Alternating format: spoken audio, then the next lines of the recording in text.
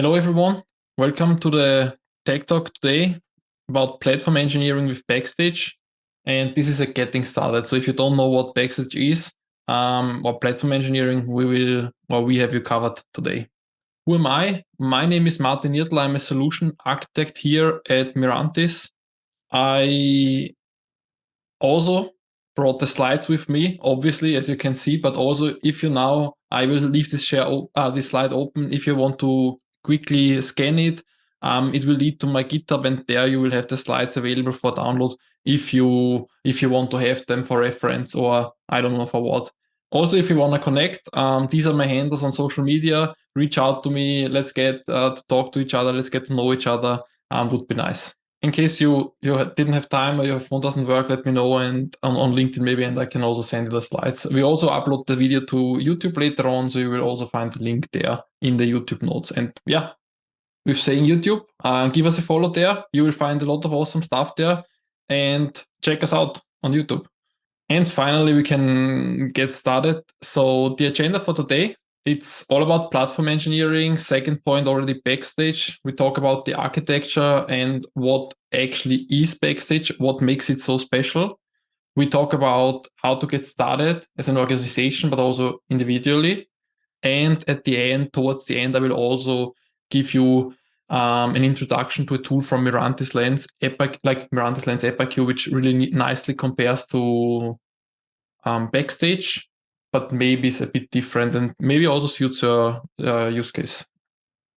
Need to learn Kubernetes quickly? Check out our free ebook with hands-on exercises you can complete on your laptop over a short break or lunch. Visit mirantis.com/learnkates to download now.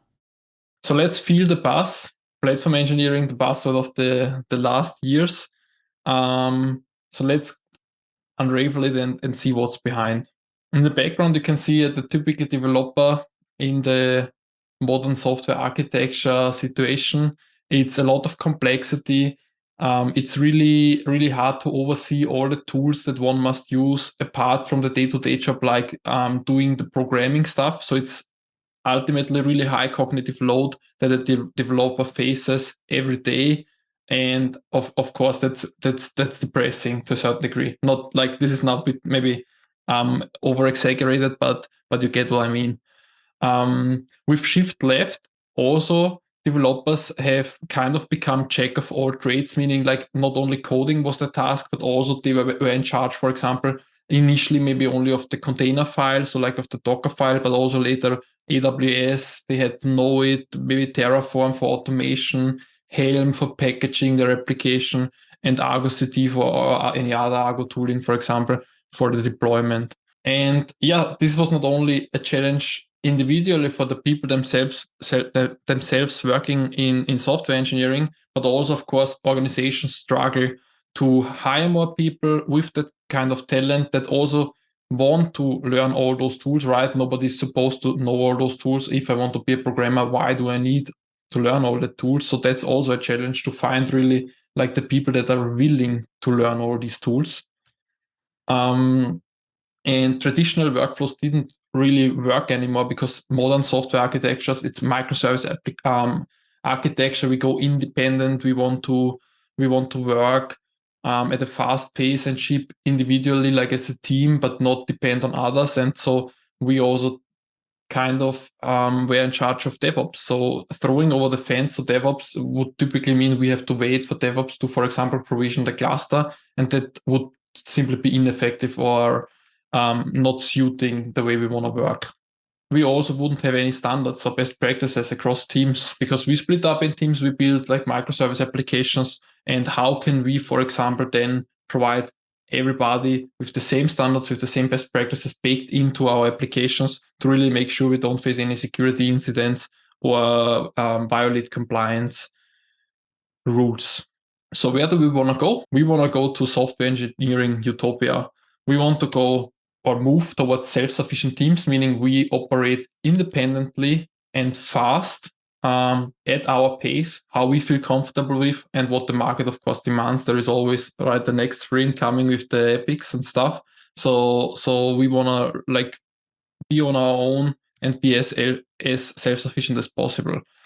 And this means that we mostly care for overall great developer experience. So we really have the right tools at our hand, no friction, no wait times. We can just self-service our needs and be happy.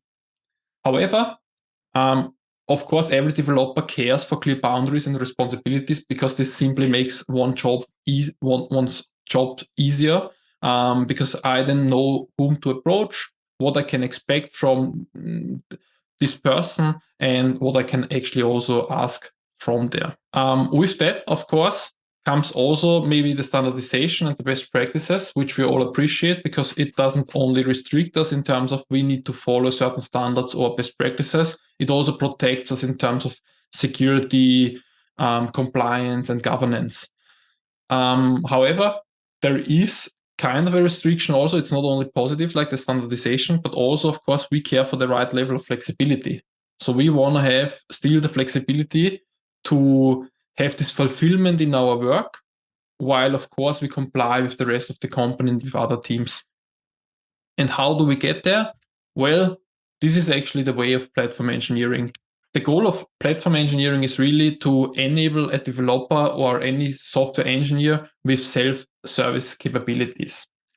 And this should be delivered by kind of an internal product, a product that is driven or developed by platform engineers to provide a so-called integrated developer platform, meaning that all the developers out there, they can consume services from my application, which is the integrated developer platform, to have this self-sufficient, this self-service capabilities served to a developer's needs. What this means then in the day-to-day basis, well, it should reduce, I say should because there can also be a shitty developer platform, of course, but the goal is really to reduce and take away the cognitive load from the developer, reduce complexity, and when possible in a transparent way so that the developer still knows what's going on, but it doesn't need to care for it because somebody else automated it for him and made it available to him with the right flexibility. So it's all about this on-point abstraction that satisfies the needs of a software engineer in a flexible way. Meaning, for example, if you're looking for a Kubernetes cluster, or if you need a Kubernetes cluster for testing or for playing around with your application, you want to maybe configure how many nodes you get, and not only fixed number of nodes, like if you get the example. And with that, we come to Backstage. Backstage today on front stage, which I personally found funny. I don't know if it puts a smile on your face too because I can't see you, but like for me, this was something that I had to put here. And let's start with the Backstage vision. So what is Backstage all about, and how does it really fit into the picture of platform engineering? So Backstage goal is to provide the best developer experience in the world to software engineers. Let's go deeper now. So after we know the vision, so what's Backstage? Well, Backstage is a platform for building developer portals. As you can see on the left, this nice image, it's really like, it should be kind of a train station for developers. You can go anywhere. You can go to the code, you can go to the tech documentation, you can go to the CI/CD pipeline, you can go to your monitoring tool. It connects everything in a central portal. And with portal, I mean also user interface. So that's really important because it's an integral part of Backstage, the UI, and a portal sits on top of your platform. So this is really where Backstage and platform engineering connects.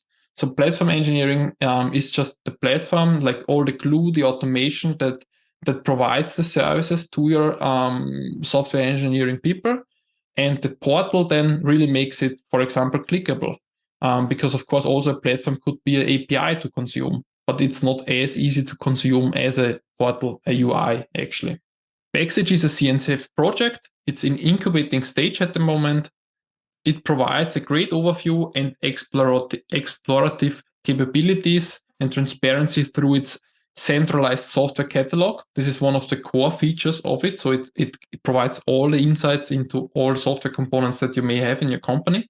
It also allows standardization via software templates, meaning you can create a new project, your next microservice application, for example, in Node.js, and bootstrap it with all the best practices and standardization baked into. It also integrates documentation. So by putting documentation into the tool, it also kind of tells you this is like what everybody else expects, because if you, for example, provide a service that other teams depend on, you also want to provide them with the right documentation. So you want to provide them so they have an easy life consuming your API, for example, that you provide to them. And last but not least, Backstage, or it's not the last point actually, but I have some problems with Zoom and the screen sharing here, so forgive me. It also provides a great ecosystem. So Backstage is highly extendable via so-called plugins. If you download the slides, you will have all the links inside. So just click on them and you will get to the page of the plugins. And yeah, with that's roughly Backstage. We now go deeper and talk further about this developer portal superstar and what it provides, for example, for different personas. Let's start for the engineering manager and what they maybe win with adopting Backstage. So for engineering managers, Backstage is highly attractive because they can create these software templates to maintain the standards and best practices across all the organizations, because these templates are used for bootstrapping all the projects, right? So it's really easy times for new onboarding of new projects, and that's great. Also, it allows you or them to manage the tech ecosystem effectively and efficient, because everything runs together in the central space, and they can easily oversee everything from migration to test, certification, or verification, for example. What's in for developers? Why developers love or should love Backstage? Well, it allows them to build software components in a standardized way. So again, leveraging these software templates, but also on the other hand, it's that central place that makes Backstage so wonderful, because it simply puts all the pieces together to manage the projects, to explore other projects that maybe you depend on or you consume the API from. And you can also easily explore the documentation from there. It's really neat. It also integrates with CI/CD pipelines, maybe with deployment tooling, with Kubernetes, everything in one UI connected and ready at your hands. So great stuff, which we will figure out and see later, or actually in a second in the walkthrough. What's in for platform engineers? Backstage extensibility and scalability through all the easy integrations of tools and services is just fantastic, and that's why it's of course a beloved platform by platform engineers, as well as it also, for example, allows you to extend functionality of existing tools that you maybe already have in your pipeline. Like let's assume now a monitoring tool, for example, and by having this enriched context in Backstage, you can also connect other pieces and dots to the data coming from your observability platform and enrich and have that added value in Backstage. And yeah, last but not least, everyone really benefits from this single consistent experience, from this single UI, this single pane of glass that ties all the tooling, all the software components, resources, everything, literally everything, the teams, the ownership, information, everything together in that one place, which is Backstage, this developer portal superstar. Let's go on a round trip, explore the Backstage UI. I will also explain where we find the features exactly that I've been mentioning earlier. And I've also here a link. Again, we will use the demo portal provided by Backstage, so you can also like find all that information. If you go on demo.backstage.io, you can actually click through the Backstage UI. And I am here on the catalog page. So the software catalog, you see all the components, the software components that we have here. And let's now explore one, and I will explain what this now actually is. The software catalog is, as I said, the central component which provides a single pane of glass. It connects the code with this, for example, CI pipeline. As you can see here on the top, it has all dependencies like services that I depend on, or APIs that I depend on, the documentation in the tab, which I show later, and also to-dos if I even want to put my to-dos here if they are not living on Jira anyway. What is nice is I have the source code linked, obviously, right? Because this is all about being a developer. It's about having the source code in context with other information, as for example, ownership information. As you can see, this is owned by team A. We see also logical grouping, so you can combine multiple components towards a system and then even abstract it towards a domain, which we'll talk later about. and you can give it a type. Like in this case, for example, it's a website. And on the right, we even have a nice relations graph that visualizes ownership information for us on one hand, system aggregation information on the other hand, like how this aggregates to the bigger piece, and also downstream, for example, our component, like the www artist, consumes the artist lookup API that is provided by the component artist lookup. So we can, for example, also navigate there, go here, and from here we can then go to different links like the dashboard, for example. So you can provide any metadata here. It's all about bringing metadata together, connecting the information, and then navigating to the right places when I need them. What's also important now, if you want a software component, does this mean now the software runs actually already where? That doesn't mean that it's running anywhere. This simply means that this is a software component. This is being created by metadata information, meaning we provide it with a type, like in this case it's service. We say it's aggregated to a system. This is all Backstage information that we currently look at. Of course, like the source code, this really lives on GitHub. The code is tangible. The code is something that exists. But just this entity or that screen we're looking at doesn't mean that this is actually deployed somewhere. I will come to that later in the demo. We've just looked on the software catalog. Let's now have a look on the tech documentation. And we have Backstage in here as well. And Backstage is really the Backstage project that we are using currently. And when we go to documentation, this is again a component of type library, as you can see on top, but also here. You can go to the documentation and directly consume the documentation. By the way, this is also the publicly available documentation when you go to the docs of Backstage, and this lives in Backstage. So this is the perfect proof of how documentation can work in here. And I think this is really fantastic. Besides that, we also have the possibility to utilize so-called software templates, right? I mentioned this earlier as one of the 4 core features, besides service catalog, tech documentation, and the plugin, so the rich ecosystem. The 4th one is actually the software templates. And here as an example, now I'm running on localhost, so this is actually the Bootstrap Backstage instance. You get a Node.js template. Imagine it like a Node.js Bootstrap project with all the tooling set up, maybe a linter setup, I don't know, maybe Webpack configuration. I don't know how fancy this gets nowadays. I'm not a programmer anymore, so I can't really tell. And with the template, you can, for example, provide it with a name, and you go next step, you connect it to your GitHub, and that's it. Easy as that. It gets bootstrapped to that GitHub repository, and from there you can start implementing your latest and greatest project. For the plugin, here as an example, we have, for example, the Tech Reader plugin. That is therefore generally educating the organization on what is currently being adopted in terms of technology, for example, like process-wise, infrastructure-wise, frameworks, and languages, like programming languages.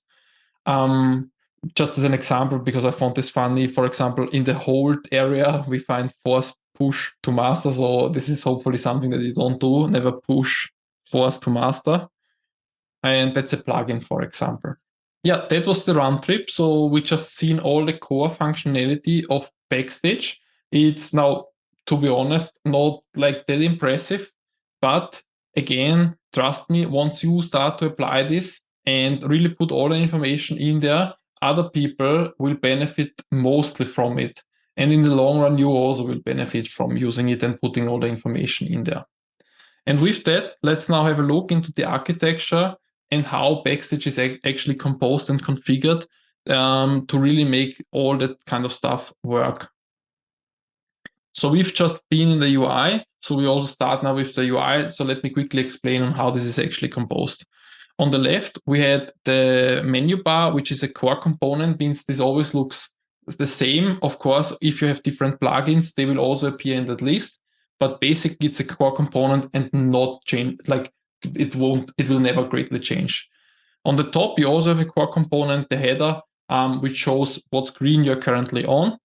And the most important aspect or the most important part of the screen is obviously the one in the center, in this case, software catalog, But of course, also if you would visit a plugin, you would be on the plugin screen that, of course, shows the respective information. Like in terms of the Kubernetes plugin, you would see, for example, cluster information.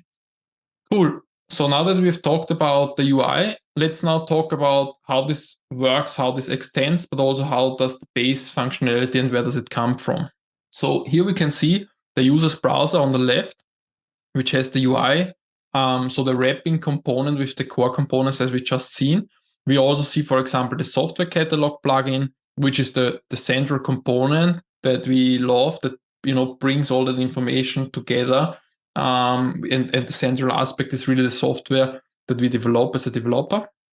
We also have plugins in the UI, like the Circle CI plugin for our CI/CD system. We have the Kubernetes plugin because we build containers and we run containers. And we also had this Tech Radar plugin. Now we start from bottom up.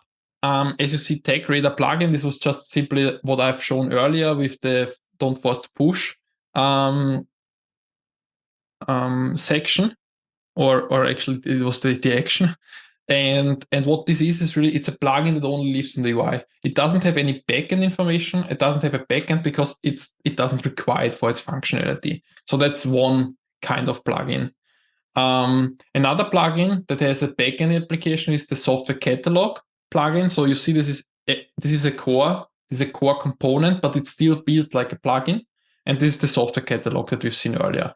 It also has a backend application, so because it stores and processes all these entities, right? The software components that could be of type library, website, or service, whatever it really can be. It can also be a resource. We know that there can be many things, as we will see later on, also in the system model. And all that information needs to get stored somewhere. So this is, for example, stored in a database. To quickly also again emphasize on what is stored there, I want to go back in Backstage and show you the different kinds that we have here in the list. Like it's APIs, components, which is really literally the code, the logical grouping of the code. Domain, which is again an abstraction of a system, which is also here. We have ownership entities like user and group. And we have also some others which we don't focus too much. And yeah, this is the second one, which has a backend and a database, for example, bound to it, similarly as Kubernetes. While Kubernetes, for example, enriches the information that we have in the software catalog with runtime information, like where does my container run? Where does my software component run? And by the way, just as a spoiler, it can correlate all that information by having a look on certain labels or annotations in Kubernetes and then match it and map it to the items in the software catalog. And lastly, Circle CI plugin, for example, how that works could be via a backend proxy, and it goes to the external API of Circle CI to retrieve the information that you want to visualize in Backstage, because you want to have everything in one portal. Like, why is my latest build failing? As a developer, I just need to go to Backstage. I don't need to know the Circle CI UI that well then. And that's really beneficial, I think, if we can really make the experience a good one, even though the data is actually coming from a third-party vendor like Circle CI. And how does this now all work? Because all that information, right, the Circle CI information, so the information about the build, the software component, like where the code lives, the documentation, how is everything tied together? And this is tied together by the so-called system model and the entities. You can see the blocks here, like every block is an entity type. This doesn't mean that we are limited to these entity types. These are just the bare bone components that you get for a plain Backstage installation. I will quickly go through them, and then we can quickly talk about the relations among them as well. So for example, let's start with kind location. So kind location is actually a location where Backstage looks for that metadata information, like a resource, a component, an API. These are YAML manifests that hold the metadata that we want to see and visualize in Backstage. So it's nothing more than that. It tells Backstage where to look up all those manifests. We then have also templates next to those. And the template is actually a software template. So like if you remember the Node.js template that I've shown earlier, It's a definition of places. So where to I actually see that I've mixed funny or not so funny. I've mixed the two explanations. So you have to take template from the left. It's the parameters rendered in the front end and the steps executed when scaffolding the template. So just to, again, the purple boxes, the description underneath, they're mixed. So please don't get confused. For the location, I said it's a marker that references the places where Backstage should actually look for the catalog data, which is exactly what we see underneath. And here we see the whole really software component tree. We see the central thing here is a component, which can be a backend service, can be a data pipeline, can literally be anything that is code. And this sometimes provides or consumes an API. The API, for example, can be of type OpenAPI, a GraphQL API, gRPC, whatever you can think of. This is pretty extendable. You can change it to your needs. It also can consume or depend on a resource. So, for example, if you build an operator for Kubernetes, well, this will mainly or mostly depend on a cluster, maybe even on a specific cluster version. You never. I don't know what the operator or the controller does. So you can also model that in Backstage with the help of a resource. Types of resources, for example, database, S3 bucket, cluster. Now, as humans, when we are seeing thousands of such green entities, we are maybe overwhelmed. So we need something to group them logically, which you see is system, for example. So it's a collection of entities to logically group them and maybe group them in a way that it also makes sense for you as an organization and team, right? And if that still is not sufficient, because you need another abstraction, you can maybe also introduce a domain. So like the yellow boxes are actually optional, but you can, of course, use them to your liking and to your needs in order to have a better experience when drilling down. And yeah, on the left, we see all the ownership entities, the user and the group. So a user can be part of a group, of a team, and they own software components. And yeah, this is how Backstage basically works under the hood. This is how the software catalog works under the hood. And also this information, like a component information, can be enriched. As said, if you, for example, have the Kubernetes plugin can enrich the component information with where is this software component actually running, because it can use, for example, Kubernetes annotations and labels on the workload in order to map it to the software component metadata that lives in Backstage. Yeah, plugins, by example, I've mentioned the Kubernetes plugin several times already. So this is, for example, now the view of the service catalog. Specifically, we are looking at the component dice roller. We see, because we've installed or enabled Kubernetes, and specifically the Kubernetes plugin, we got a new tab, which is called Kubernetes.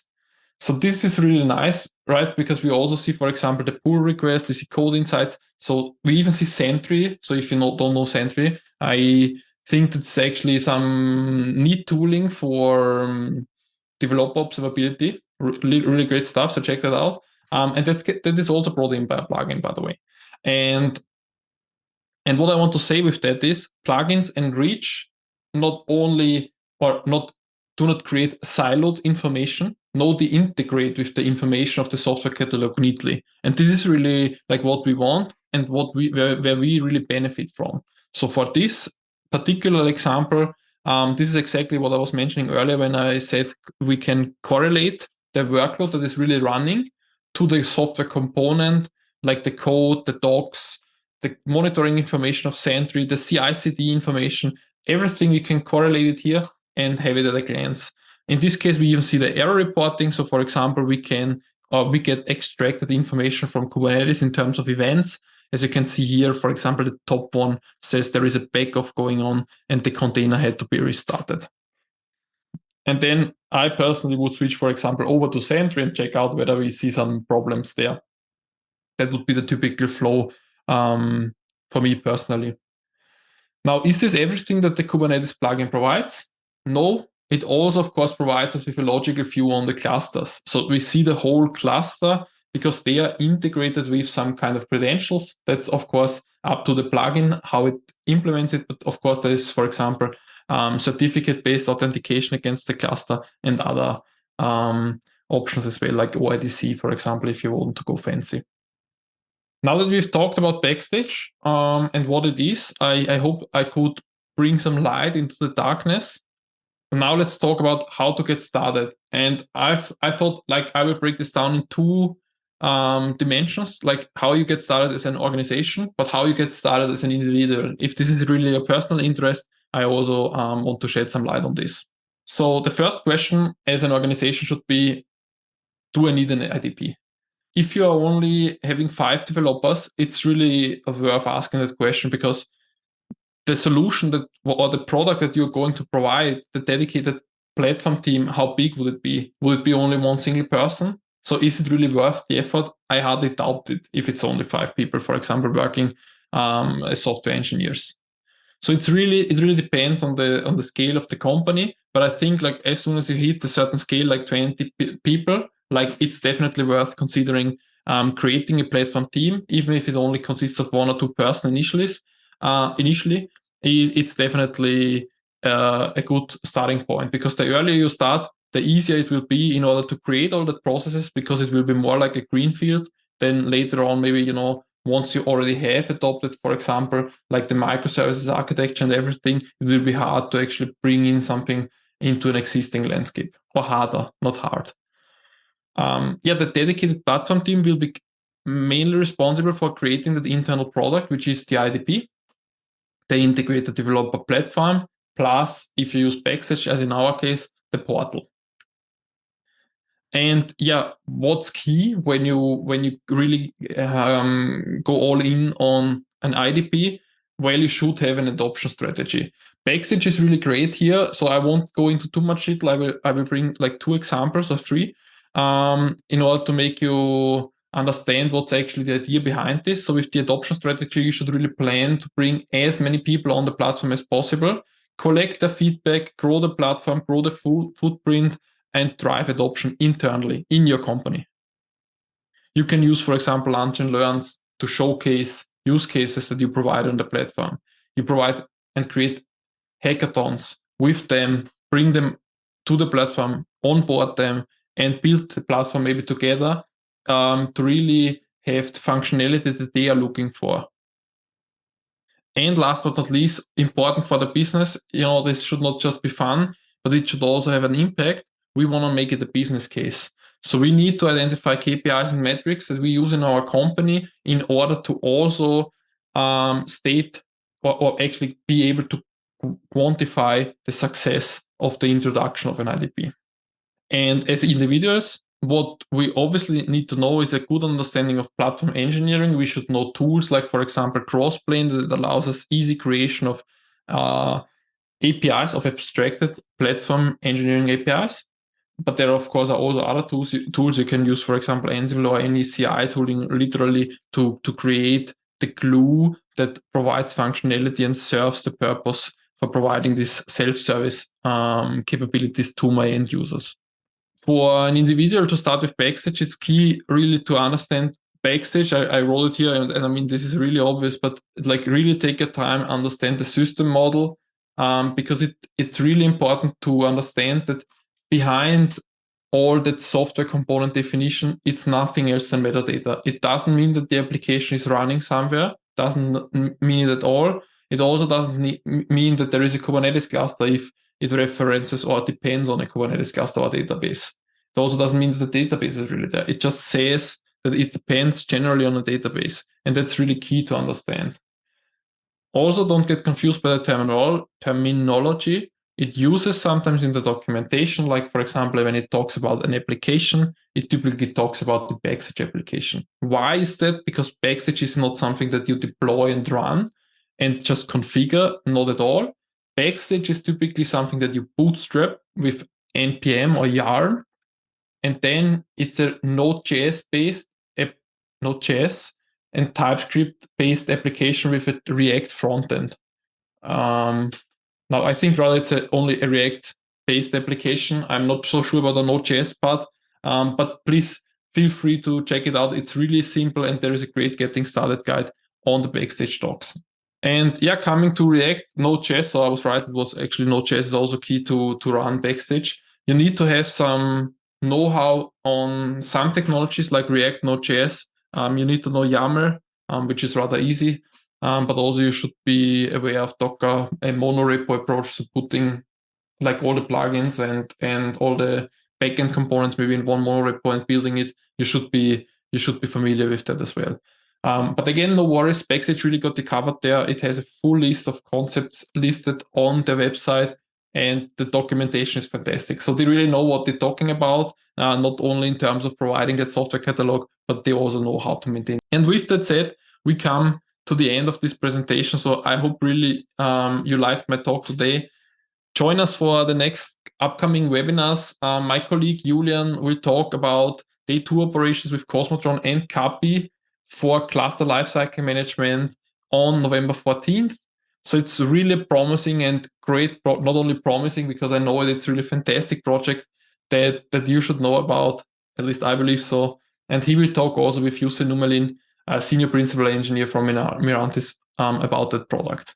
Later on in December, we will also have a Christmas challenge. So stay tuned for that. Follow us on LinkedIn if you do not do already, and we will keep you posted about that there. Thank you for being here. It was really a pleasure to talk to you. And as said, I really hope to be able to bring some light into the topic. Thanks for being with me, and yeah, have a good day, everyone. Bye.